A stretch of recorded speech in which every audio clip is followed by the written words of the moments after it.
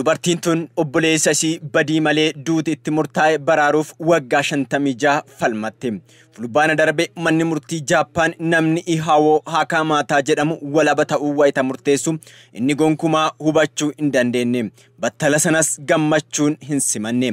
Namoota mana hidhaatti duuti itti murtaa'e guyyaa eeggatan keessaa Jaappaan keessatti kan hamma nama kanaa yeroo dheeraa mana hidhaa ture hin jiru.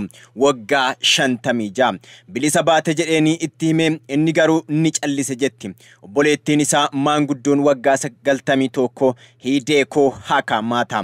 Uduu isin ta'e raajii akkanaa ni amantuu laata?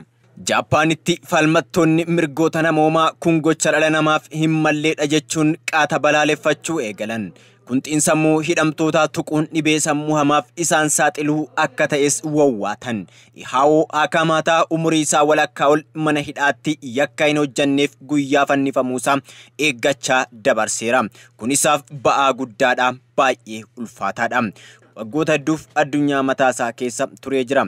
Kun waan gargaarsaan sirratus natti hin fakkaatu. Akka bineensaatti akka inni jiraatu taasisan jechuun illee mufiin dubbatte.